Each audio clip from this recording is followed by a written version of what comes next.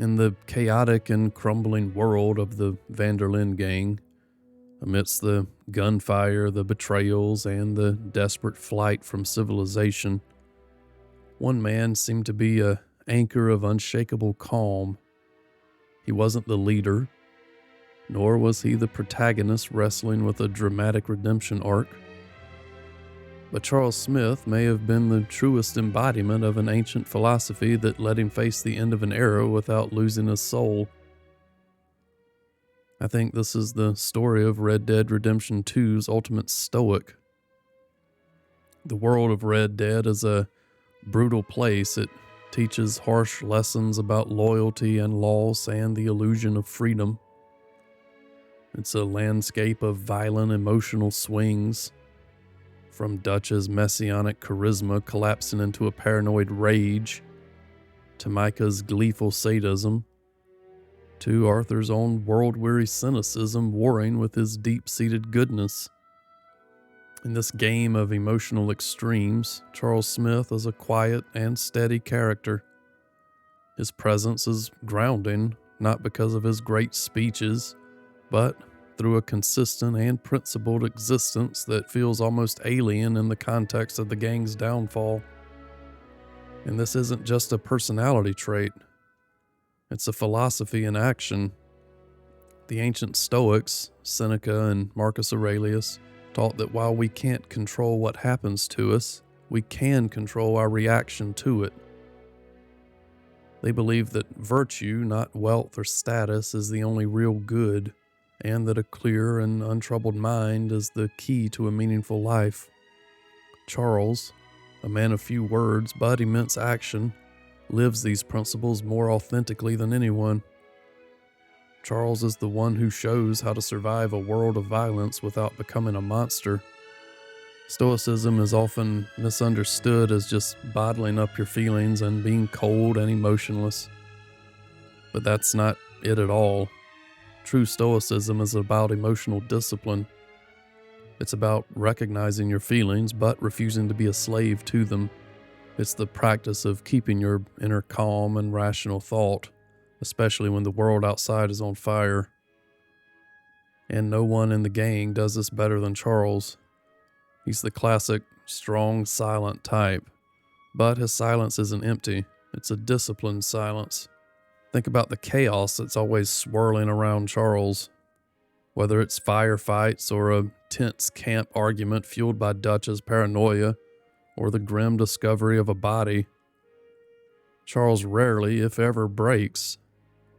Even when provoked like hotheads like Bill, he stays collected, refusing to get dragged into petty fights. This isn't because he doesn't feel anger or fear or grief. We see flashes of his passion, especially when he's defending the innocent or avenging a wrong. But he doesn't let those emotions drive his actions.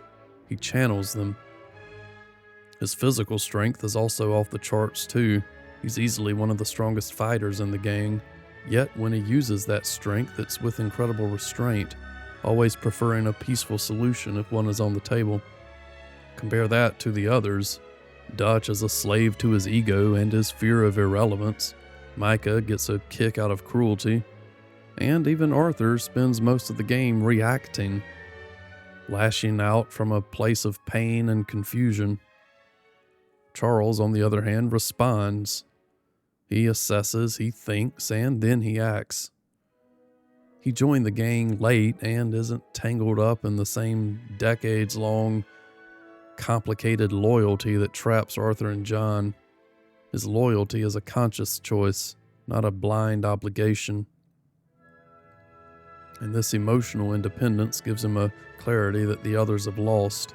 He sees the gang's decay for what it is because his judgment, unlike the others, isn't clouded by a misplaced faith. Again, for the Stoic, the highest virtue is good. Not money, not power, not even freedom, in the way that Dutch preaches it.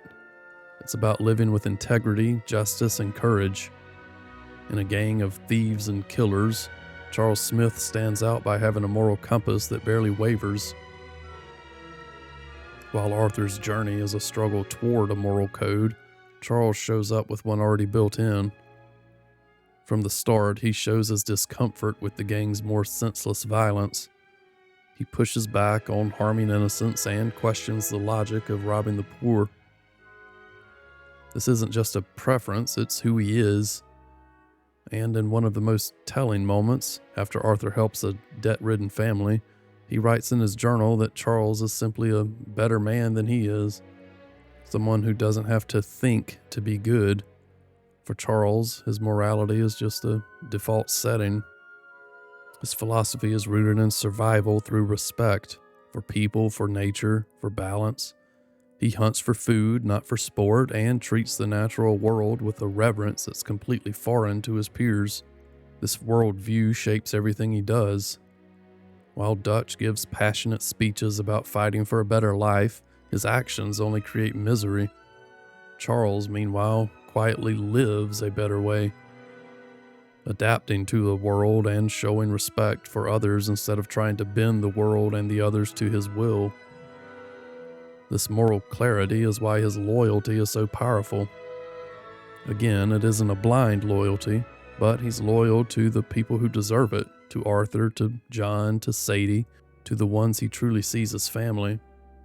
But his loyalty is to the person, not the gang's increasingly corrupt ideals. He never loses sight of who he is, even when surrounded by people who have long forgotten who they are. I think this stoicism could come from his background too. Charles' unique heritage, the son of an African-American father and a Native American mother, gives him a deep understanding of oppression. Unlike the others, his journey isn't just about surviving the outlaw's life, but about finding a place to belong in a world that has rejected him on every level. This search for belonging leads to his most intriguing moment, his decision to help the Wapiti people. As the gang collapses under the weight of Dutch's ego and Micah's betrayal, Dutch manipulates the conflict between the Wapiti and the U.S. Army for his own gain, a final, desperate play that reveals how hollow his ideology has become. For Charles, this is the last straw. He sees a community facing extermination, and he chooses to stand with them. This decision isn't just about helping people, it's about reconnecting with his own identity and finding a purpose bigger than the gang's self-destruction. He finds in the Wapiti a community whose values mirror his own, a respect for the land, a desire for peace. And in helping them, he's not just fighting for their survival, but for his own soul. He's aligning his actions with his deepest principles, which is a tenet of Stoicism. He finds his purpose not in running or fighting for a flawed dream, but in protecting a real community. This act proves for Charles that true freedom isn't about living without rules, but it's about living with the right rules. The story of Red Dead Redemption is a tragedy. It's a cycle of violence that consumes almost everyone. Arthur dies to give John a chance. John is hunted down, leaving his son Jack to inherit the curse of revenge. Dutch loses his mind and his family, meeting his own end years later. And then there's Charles. Charles is one of the very few who breaks the cycle. After helping John build a life and helping him and Sadie get justice for Arthur, he doesn't linger. He says his goodbyes and leaves.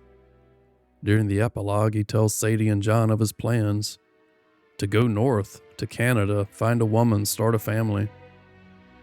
His story doesn't end with a hail of bullets like John's or a tragic sacrifice like Uncle's.